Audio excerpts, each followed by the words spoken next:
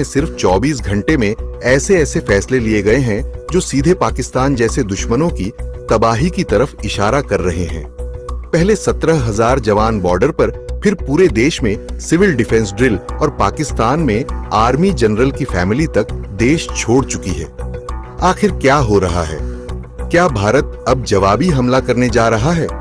आइए खबर को विस्तार से समझते हैं। दरअसल भारत सरकार ने 7 मई को एक ऐतिहासिक कदम उठाया है कि पूरे देश में सिविल डिफेंस ड्रिल। यह ड्रिल पहली बार इतने बड़े स्तर पर होने जा रही है। स्कूल, कॉलेज, ऑफिस, बाजार, हर जगह युद्ध जैसी परिस्थिति से निपटने की ट्रेनिंग दी जाएगी।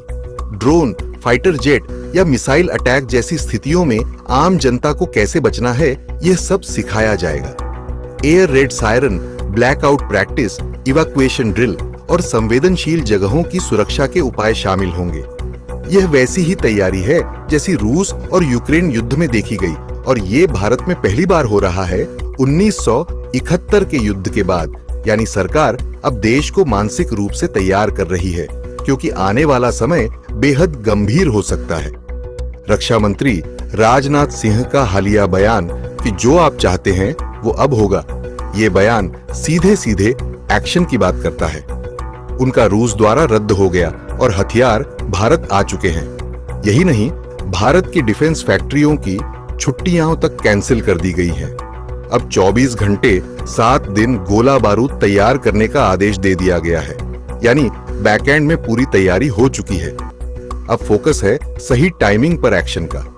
जैसे ही भारत की तरफ से ये सिग्नल गए, पाकिस्तान में खलबली मच गई। खबर है कि जनरल आसिम मुनीर और बिलावल भुट्टो ने अपनी फैमिली को बाहर भेज दिया है।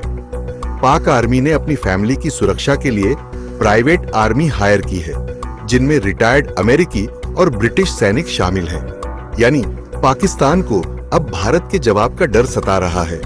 पाकिस्तानी सेना को भी अब समझ आ गया है कि भारत अब सिर्फ निंदा नहीं करेगा।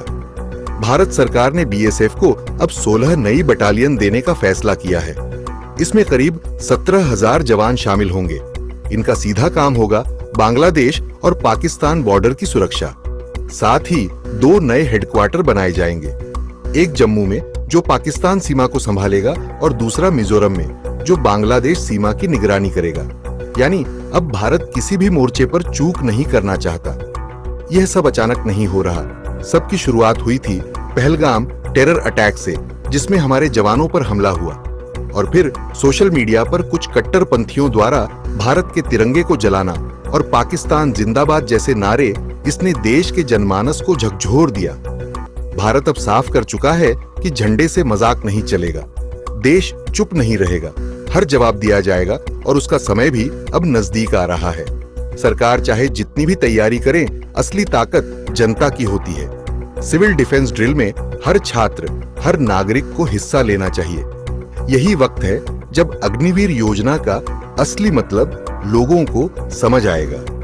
देश को सिर्फ सैनिक नहीं बचाते, पूरा देश जब एकजुट होता है तभी दुश्मन हारता है। खैर, एक बात साफ तो है कि भारत अब सिर्फ इंतजार नहीं कर रहा, बल्कि एक्शन मोड में है। आपको क्या लगता है कि क्या बंगाल में राष्ट्रपति शासन लगना चाहिए? क्या भारत को पाकिस्तान में सर्जिकल स्ट्राइक जैसी कार्रवाई करनी चाहिए? अपनी राय नीचे कमेंट